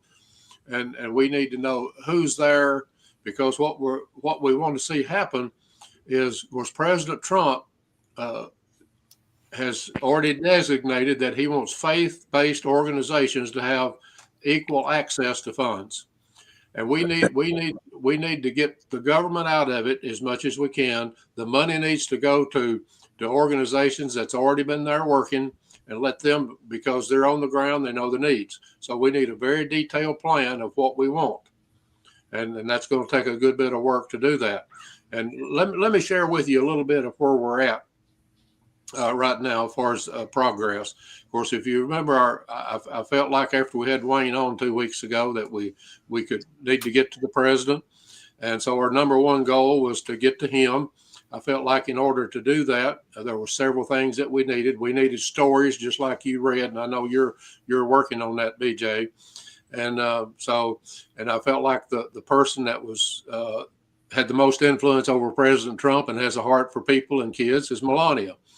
And so I've got a lady that we talked with. I talked with her a couple of times again last night, named Danica. I won't give her last name. She's very well connected. She's been to Mar-a-Lago 2 or 3 times. She's very well connected with a lot of people, and she is excited about taking on the one goal of trying to get to Melania. And right now she's working on her plan of she's going to reach out to other groups. Like there's, what is it, Women for America or Moms for America. You know, they've got, 500,000 moms. It's an organization. In other words, she's going to bring those people together. And we've got Melania's email address. So we're going to be focused on that. We've got a pastor, I'll give his first name, Pastor Dale, and he's in Louisiana. Mike Johnson had worked with him in a lawsuit some time back.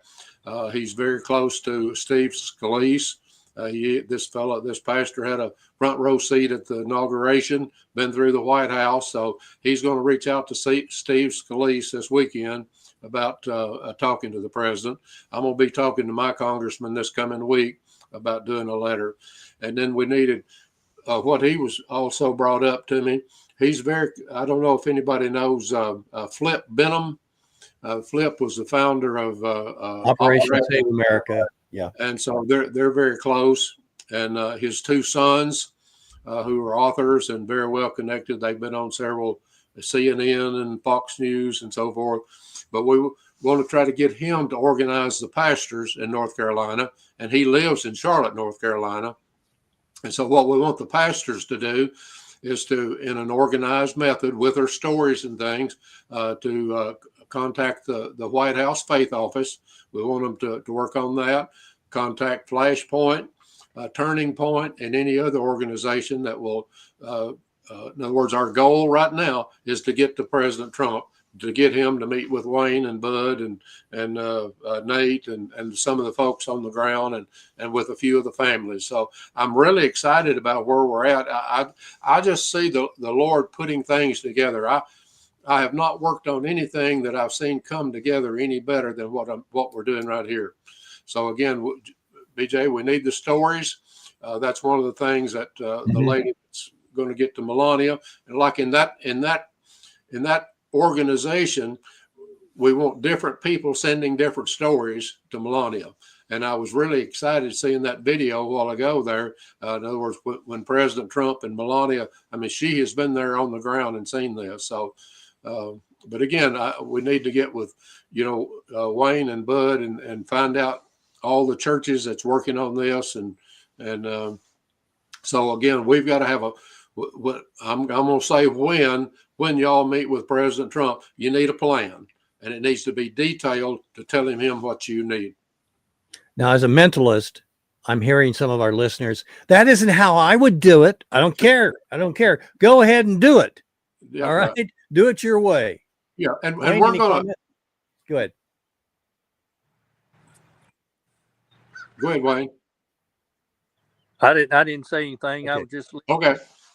Well, and at some point here soon, but I feel like that we need to do this together. I don't want things scattered out for 3 months. I want the pastors reaching out to the faith office, and I want reaching out to Melania and our congressman. I'd like to get this done within a 2 or 3 week period. So you've got a pretty big audience, BJ, and we're going to be asking them to, make a phone call, send an email, whatever, and we'll provide them with phone numbers, email addresses, and everything we need.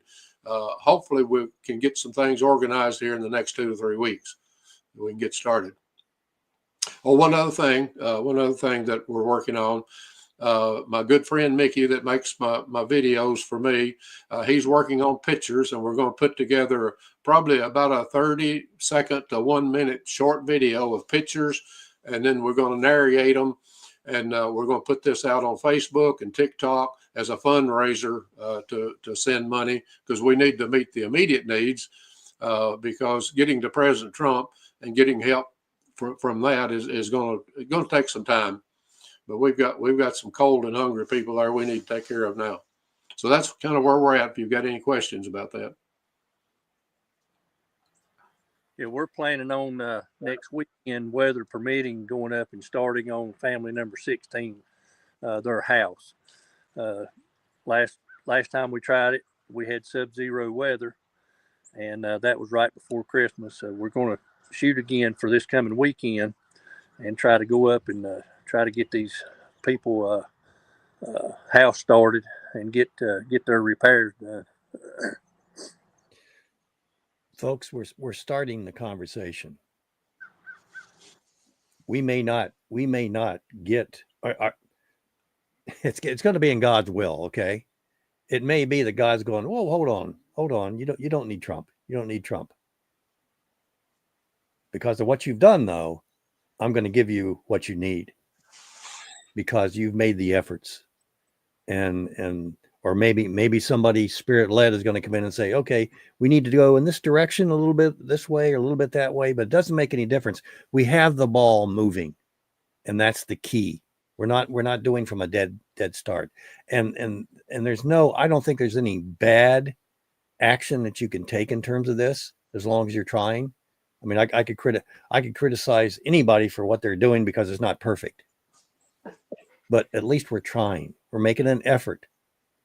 And I think that effort it's already paying off, to be honest with you. But I think that it's going to bear some great fruit. And I think there's going to be some folks that come out of this situation more saved than they were going into it, I guess is the best way to put that. Best way to put it. Going to take a break. Wayne, any comments before we take a break, sir? No, sir. Go right ahead. All right. And thanks for helping us out. BJ Edwards, along Mr. Last call with BJ Edwards. Real talk about real life.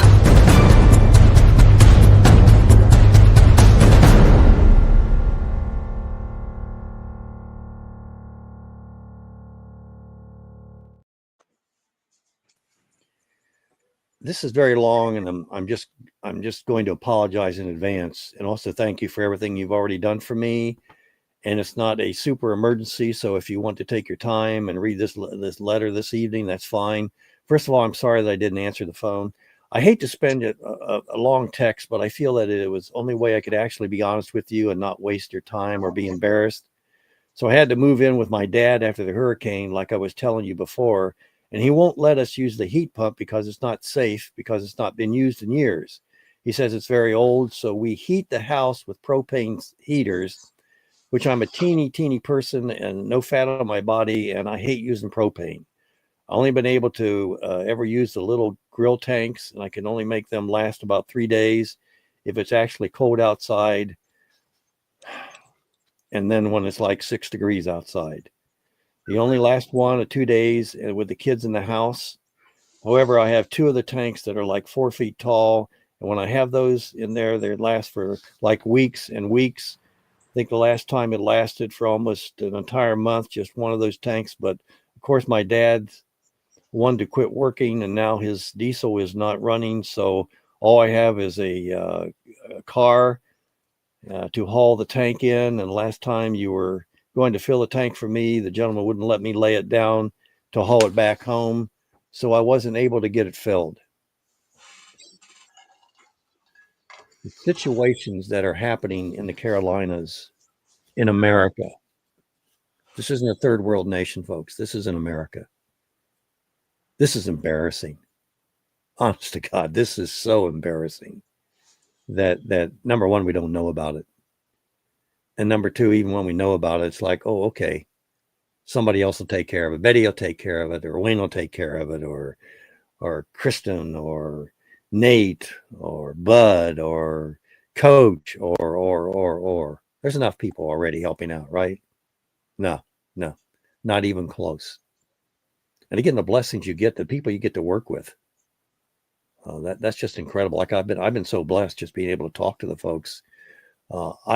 If I went down and help, I don't think I'd be much of a help because I have a bad back and just don't have the windage I used to have. But it doesn't make any difference. I can help from this end and try to raise awareness. And I'm just so grateful for everybody that's helped out. Mr. Anderson, any comments? Anything to add here?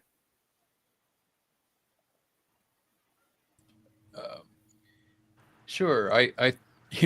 I'm like you. I would go down and they would have to send a rescue crowd for me, but we can do this. We can spread the word. We can share what we know. We can act like a center point of information, and we can distribute that to able-bodied people and throw a few bucks along behind them as well. I really appreciate Norm's optimism. I sorry, Norm, I can't be as optimistic as you are. I would sure like to be, and you encourage me to be so, because you all the stuff I look at that's very negative, I turn around and I'm like, okay, well, Norm, you're like a cheerleader, maybe a coach, just like, hey, we're losing the game, but it's not over yet. Let's get back into it, and let's get back into it, and let's get some people organized, and let's get a good direction. And then we meet somebody like Wayne and Bud, and I mean, they're in the fight, so they're just wonderful, wonderful people. And with what Bill had to say about how this situation and how it has brought people together, and this we're Americans and we can beat this. The problem with people who don't see the situation or aren't even aware of it, it's like, well, yeah, this is America. So a bridge was torn down, we can rebuild it. And we move on. Sometimes people need more help than we realize. So it's the biblical principle at work is, neighbors helping neighbors. We had that flash flood about 6 months ago here by Wheeling, and 9 people died. We're still devastated over here, and we're still trying to help out over here. People don't realize it until it hits their back door. So people need to wake up and help these guys down there too, more so than up here. Yes, help them up here, but at least these people are close to homes and towns and families. Those people are stuck up in the mountains. They haven't seen nobody maybe for a year. So we need to help them. We had a couple of relief centers bring some goods up to Wheeling whenever y'all got flooded. I'm about 10 miles from there. And when it first happened, we wanted to go in and they wouldn't even let us in. The churches wouldn't even let us come and help. And then we started helping out a little. Yeah, isn't it strange? You got these people that are willing to help, and you got other organizations that I guess they want the gold star or something. They want to put up fences to keep other people out who are coming in to help. And it's a confusing situation sometimes. I'm amazed at that. And sometimes it's sad. It was one church that didn't want any help. Of all places, a church, we don't want your help. So I think they all wanted the glory. It's not about glory. It's about Jesus, number one. But it is us doing our thing to help these people in honor of Jesus. Amen. It's about mothers and fathers and children and family. It's about that, and it's about who we are as Americans. That's the thing, building up the family, strengthening them. And I'm sure a lot of families are pulling together, maybe that they've been even alienated from one another at one time, but now they find that they really, really need each other. And sometimes it takes a bad situation to make it better for others. Yeah. I think we talked early on, Mr. Anderson, about how pain is such a good teacher. I know in my situation, growing up, I would get these messages from the Spirit like, well, okay, do you understand what we're talking about now? I'm going, no, I don't. And then I would say, you're going to have to try a little harder. I didn't realize that meant pain, but I soon did realize that. Pain's a great teacher. It's a great teacher. And it's also an opportunity. That what we're looking at here, folks, is an opportunity. One that, like I said, if you see a need, go for it, help out. If you have a better way, or you're going, these crazy folks on on last call. They don't know what they're talking about. That's okay. I mean, get in there, dive in there yourself, and help out. The Please. harvest is plenty, but the laborers are few. Yeah, that's true. That's true. But it's see, you're being very selfish, Wayne, because you're trying to take all the good things that happen to this for yourself. You don't want to share it with anybody else. You just want to do it all yourself, right? Not hardly. We need all the help we can get. Amen, brother. Amen. Amen. Anybody else got any comments before we get out of here today? I think we've about covered it. Yeah. For now. I assume that our guests this morning were tower dependent, if you will. And thanks, Wayne, for that information on the tower having gone down. Yeah, it's several times while I've been on, everything started buffering and then it come back. So don't know what the deal is, but there is some issue this morning. Is there something that we can get you that would help boost that power? Nah. No. Generally it's okay, but I'm gonna take Betty's stance here. I saw as many as 18 planes at one time spraying yesterday and the day before. I went outside so Betty could see this. It's nothing but a gray, rainy, cold morning. I don't even want to go there. With That those was chemtrails. pretty warm. You might hear me for the next 5 hours straight on. I would join you on that. I saw them spraying here over my town here in Ohio, central Ohio. Just look at my yesterday, Betty. You'll see it. And we can find those on Deep River Farm, not farms, but Deep River Farm. Correct. On YouTube. We also opened up platforms on X and Facebook and Rumble as well, because we were getting shadow banned and censored on YouTube so much. So we just spread it out. Yeah, the last couple of YouTubes that you put out, I'm surprised they're still up if they are. I know. That's amazing. Well, I will replay one of them on our channel on Rumble. Yeah. Feel free to. Feel free to. How's your chickens? They're cold and wet right now. They're keeping their toes clean, dry. No frost. We take care of that.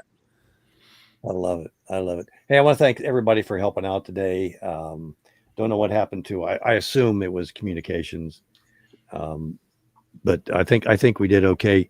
Again, awareness. We're trying to get people to wake up that this is still happening in Western North Carolina, maybe in the Carolinas in general, maybe still some folks in Tennessee. Don't know till you find out. So start doing some investigation. Start by calling the White House and see what they know about it. Okay, just do that. There's some real Americans that are really cold, and it's been that way for a long time. Got to get out there and help them out. Too long. And they're not looking for handouts. They are really in trouble. They're looking to help other people. They're looking to help other people. Yeah. Are you kidding me? Actually, there is some really good Americans too that are looking for a way to help out, but don't know how. So that's why I'd like to get that Amazon with the homeless bulk, because at least they could send a bulk of stuff and you could hand it out. So you need to get that set up, because I just looked and I can't even send you something other than what you have listed. So, but there's people out there. There's people out there that want to help, and I always give them that website, or I tell them the gas company, Blossman, that's where Coach is giving their account number. So I've been giving it out almost every day. Yeah, we France, and our account balance right before Christmas was down to 5,000.